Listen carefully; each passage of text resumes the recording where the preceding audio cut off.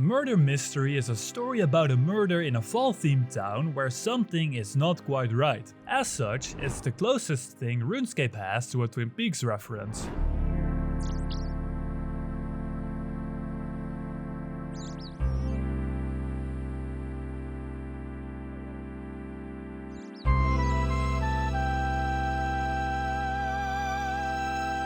This quest is started by speaking with the guard outside Sinclair's mansion. Up until recently, the Sinclairs resided in Camelot Castle, but after the Knights of the Round Table warped into RuneScape for some reason, King Arthur took over the castle and gave Sinclair a mansion to the north of Sears Village in exchange. They reached this agreement with the help of the then ruling monarch of Candoring, King Althus. While the mansion is decked the f*** out, Sinclair's children never forgave the man for this trade. Status is all that matters to these little shits. And all of them are after the Sinclair's family fortune. Now that Sinclair Sr. has been mysteriously murdered, any of these ill-behaved Nepo-babies could have done the deed. And it's up to us to get to the bottom of this. Every good murder mystery has a unique twist. And in this case, it's that the killer will be different for each player.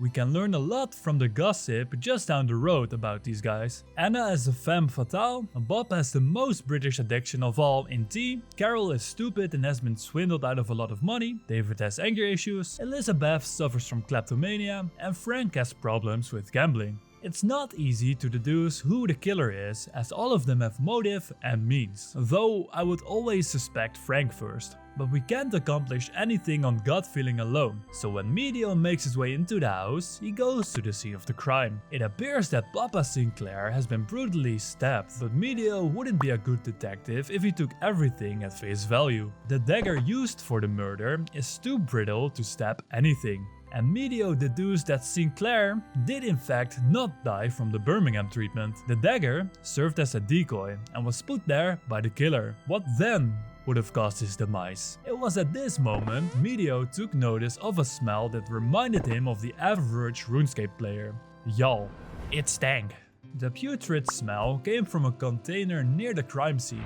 Medio took the pungent pot with him. Perhaps this would prove handy later. Lastly, there was a smashed window at the scene of the crime. In it, a colored thread could be found. The color of this thread will match with the killer's pants. Now normally, you have to go through each of the Sinclair siblings' belongings and take some fly paper and flour to get the prints of these items and see if you can find a fingerprint match with the dagger. Pretty impressive stuff, since this forensic technique has only become widespread in the last 1.5 centuries or so.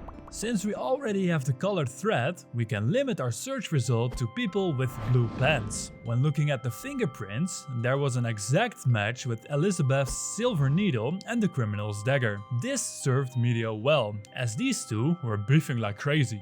So, Medio had circumstantial evidence, but it wasn't enough. The gossip outside told him there was a poison salesman lurking around the Sinclair's estate. That would explain the pungent pot at the crime scene. If Sinclair didn't succumb to London lunacy, then maybe he ingested poison. So Medio made his way into town and interrogated the poison salesman. He is so good at his job that he sold out his entire stock to all of the Sinclair children. Elizabeth was still on Medio's shit list though, so he asked her what she could have used the poison for. Elizabeth then goes on record to state that she used the poison to get rid of the mosquitoes in the fountain. But when Medio investigates, he finds the fountain to be infested with the malaria-carrying motherfuckers. The poison was not in the fountain after all, but rather in Mr. Sinclair's stomach lining. So we have DNA proof, clothing proof, and Elizabeth's alibi doesn't hold up. I'd say we can close yet another case.